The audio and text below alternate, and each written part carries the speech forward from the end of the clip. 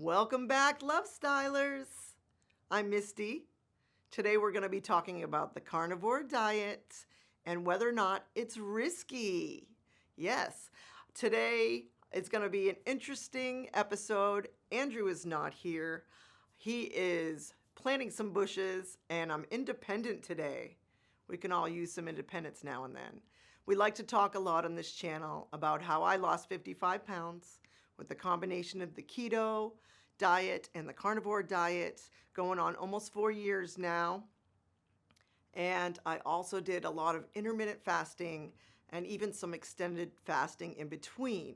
We also like to talk about little changes you can make in your life to improve it. So this is like a lifestyle channel about personal growth and pursuing your art. Please subscribe if you like this kind of thing. We like to keep it upbeat here.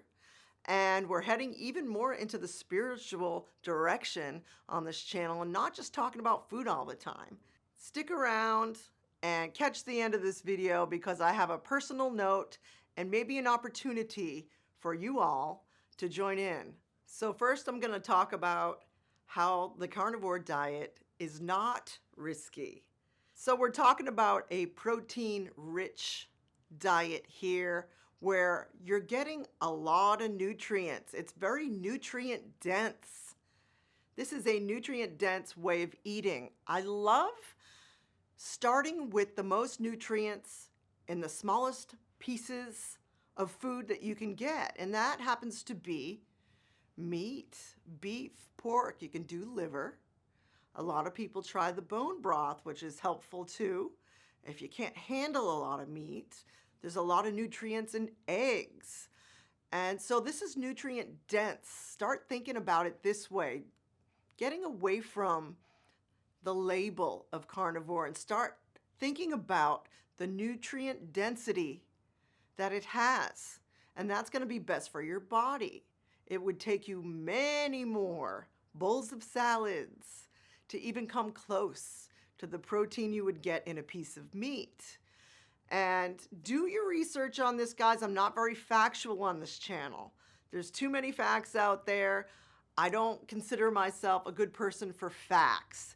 I've done my own research. I'm convinced, and I've also lived it now, a year and almost a half, doing meat-based, protein-heavy. You stay full for way longer. I can go hours and hours because my last meal was protein dense, nutrient dense. And I love this part. I don't snack in between meals, and I do implement intermittent fasting. And it's so much easier on carnivore to wait for mealtime, which is twice a day for Andrew and myself. And I don't snack in between meals, guys. I'm not hungry in between meals. And when I was on keto, that was not the case. I was hungry most of the day on some days. And so don't forget, you stay full for longer. Just for that reason alone, you may want to try it. You're more muscle sparing. That means you're keeping that nice muscle you've built up when you do walking and you do your exercise. You eat more protein in your life, and that stays on you. And you're starting to get rid of the cellulite on top of that. And it's a little slower moving, guys, I will tell you. Healing, you got to be in this for the long haul. I say give yourself 5 years. Now, you probably hate that, but when you heal the inside of your body and you get the toxins out of your liver, your kidneys, and you don't have leaky gut anymore, you will start to see all these improvements. You know, if you think back to way back in the days of the kings and queens, or you watch Game of Thrones, you see the kings and queens, they have a big pig in front of them, a big piece of meat in front of them. You know, they knew inherently that that was the most nutrient dense. They're kings and queens. They have to be at their best to run their countries. They're eating meat first. Royalty here. They go for the meat first. And then the side dishes are just something else for a little variety. You see them with a lot of fruit. They do the nuts and they do the meat. It's pretty much a keto diet, even way back then. And then, unfortunately, The poorer people, you see them eating the breads, a lot of the breads and whatever's left over. And, treat yourself like royalty. You are royalty. You deserve good health. And I didn't even really talk about losing the high blood pressure medicine. My blood pressure is on point now. The fact that my eczema is nearly gone. I have a little bit left because I'm still healing. And I didn't talk about the fact that I'm staying away from alcohol. And this has made it much more easy for me. You don't get the cravings. People are afraid of this thing, guys. It's basically keto 2.0. I wish they would call it something else besides carnivore, because the first risk when you're on the carnivore diet is expressing to others that you are on the carnivore diet. We all know that this word is not the greatest word that we love to use when we explain how we eat. Mostly protein, a lot of meat. We can do some dairy, butter, bacon, and it's very triggering. This word carnivore, let's talk about this. It's not talked about hardly at all in this space. But I'm going to talk about it today because I'm not afraid. I don't love the word carnivore. It kind of offends me. And, I've been labeling myself a bit these last few years because I love how it makes me feel. I love that it helps me heal. And that rhymed, and I didn't even try. But it's off-putting to hear the word carnivore, and I think I know why. I'll get to that in a second. The first thing I want to say about how natural this is for humans, for us to eat this way, to start with a lot of protein first. We associate the word with animals, and lots of us have beautiful animals that we take care of, our pets. And I think in the back of people's minds, they get offended by carnivore because we have pets. And this is, again, kind of deep, but I'm pretty sure this is what's going on. I can't prove it or anything. You may not want to try something you're so uncomfortable with.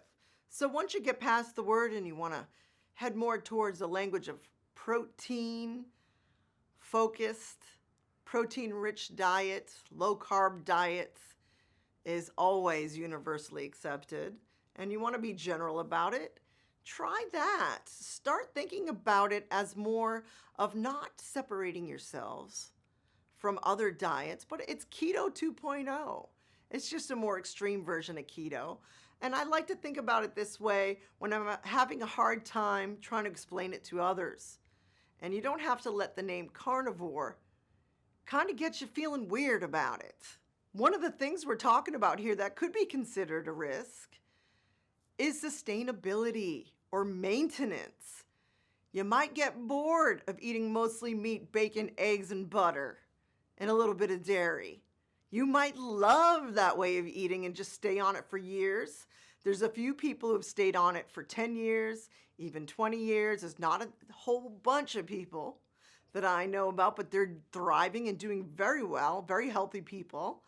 But for myself, if I keep improving my health, there's no reason not to. However, it gets a little bit tiresome sometimes not adding a lot of diversity. And that's going to lead me to my next risk. I don't know if you want to go with just meat.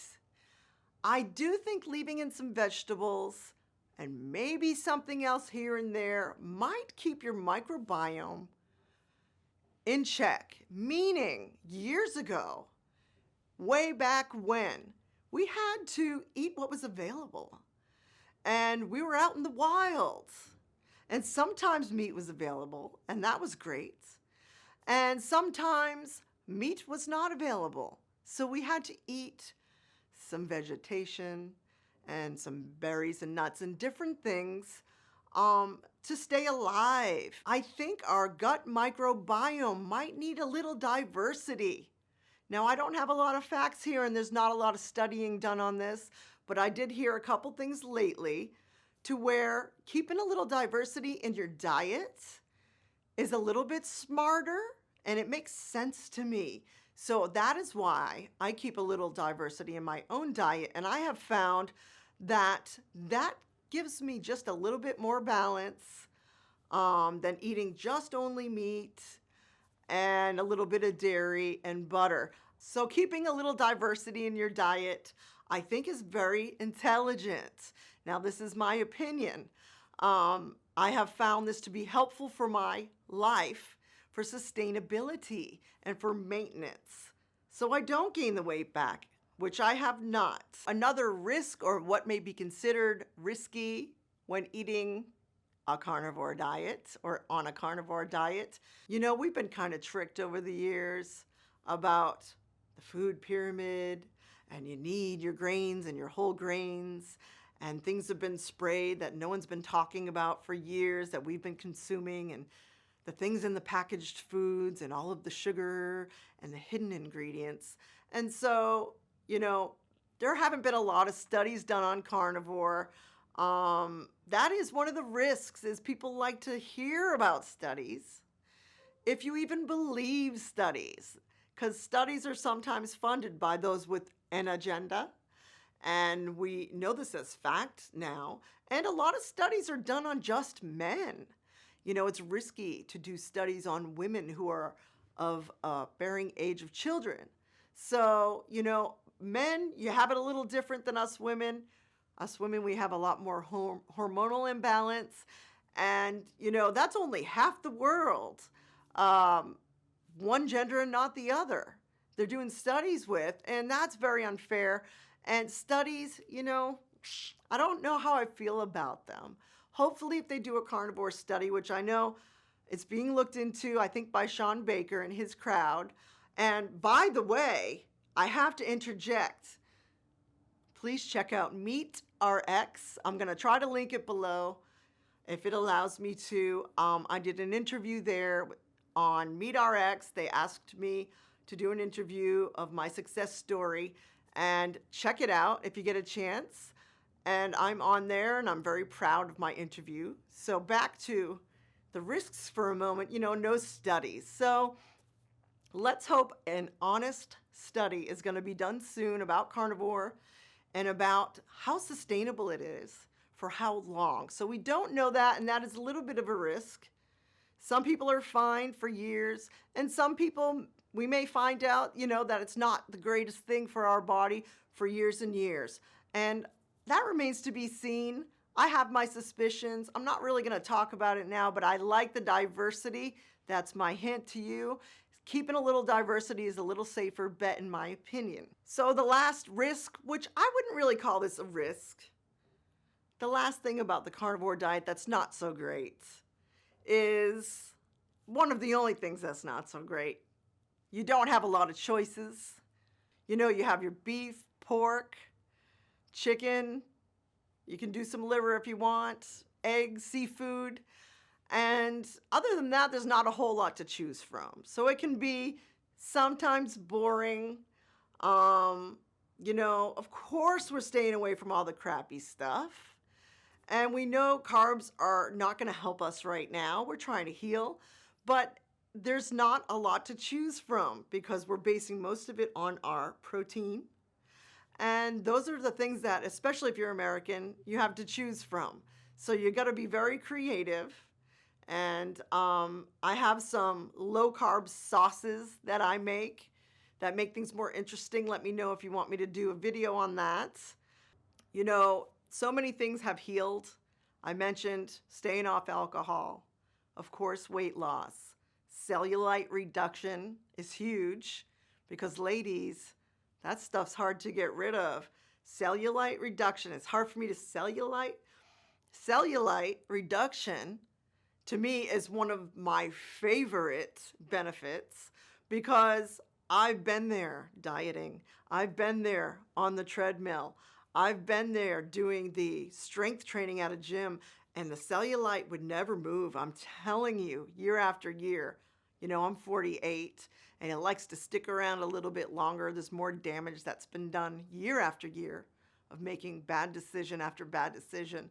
But the cellulite reduction is much faster than on other diets I have found. Better teeth, better hair, skin, stays hydrated longer, you start to look younger. These are just aesthetics, but who doesn't want to look younger? You know, the quickest way to look older is to eat the standard American diet. So, we want to start aging in reverse. I have a video for aging in reverse. I wonder if we can put one up like the old days when we used to pop up videos here. And if you guys aren't watching any of my videos, please take the time. I have 72 videos now. We've been doing this channel for a year and 3 months, something like that. And our growth is very, very slow. But I know there's some of you listening. I know there's some of you who want to improve your life today, starting today, and you can start anytime. You can start with any health problems. You can start at any age, and you can even ease into this, guys. You do not have to go off the rails and just switch over black and white from one way to the other. I say ease into it. Go on a keto diet. This is a ketogenic diet. It's just a more extreme one. And I promote keto, and I'm going to start talking more about keto on this channel. I know it's become like everywhere now. Keto is everywhere. And you see all the packaged foods with all the 30 ingredients saying keto on the label. That's not what you're going to hear from me.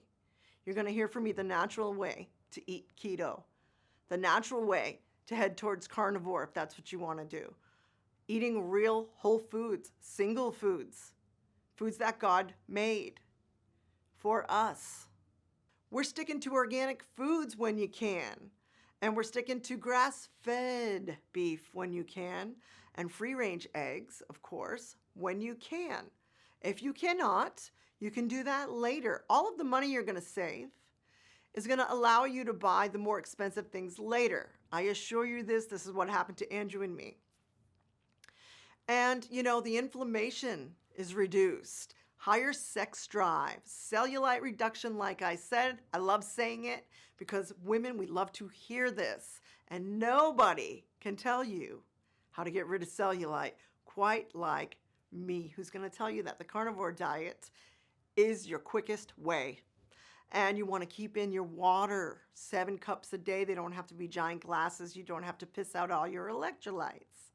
So be a little careful. You don't want to drink gallons and gallons of water, but your pink salt will help you keep your electrolyte balance. Epsom salt baths help with keeping your electrolytes for magnesium. I do that every night, and that's very helpful to me. I used to be dizzy before I started adding more protein into my diet. I do not get dizzy anymore, and that was one of the things I did not like when I was on keto. You know, I ate a lot of salads, and I was concentrating more on vegetables. And between the oxalates and the weird lettuce that's been having the E. coli in it, and too many vegetables in my life, my electrolytes were not balanced. They are now. I didn't even talk about your increased mental focus when you're doing the things you love, when you're playing with your kids, and you start paying attention to being present. And this is one of my favorite things. I've started to meditate now on a regular basis, and it's making a big difference in my life. I don't get upset like I used to. Things do not bother me nearly as much as they used to when I was eating the standard American diet and drinking, of course. But even on keto, I would still have mood swings a lot more often than I do now. And I'm just naming all these things because this is my favorite part. We're talking about all the healing that you're doing from the inside out. You're healing your gut microbiome. You're healing your leaky gut. And these are a lot of terms that are confusing, but stick with me. We talk about this stuff in a very general, broad term because all you have to know is this, guys. Adding more protein into your life is going to change your life for the better. You know, you don't get sore after you exercise when you have more protein in your life. If you're interested on being featured on this channel, Love Style, about a healing story that you have when you switched from maybe the standard American diet, maybe another way of eating over to keto or carnivore or low carb, I want to hear about it. All I ask is You're not too scared to speak in front of a camera because we're probably going to do a Zoom thing, and that you're pretty well spoken, not too shy and awkward. And maybe that's asking a lot, but if you're comfortable in your own skin and you are proud about the healing you've done, I may want to feature you on this channel and start doing some interviews with subscribers.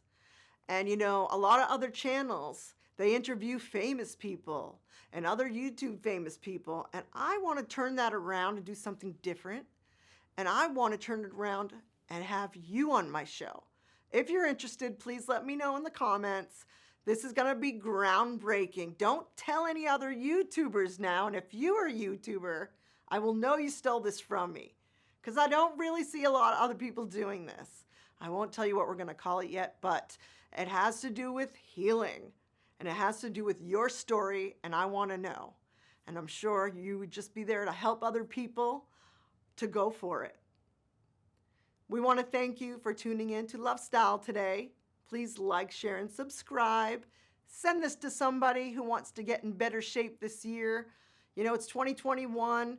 We're rising above the ashes, and we are taking our power back. And I'm here to elevate you to do that with me, with us. And Andrew sends his love. And we want to thank you for listening to Black Eyed Soul. That's my husband and I. We're recording artists. We record right here in the studio. And we are very proud of it. Let us know if you like it. It's available everywhere. Check out blackeyedsoul.com. And we'll see you next time on Love Style. Peace out.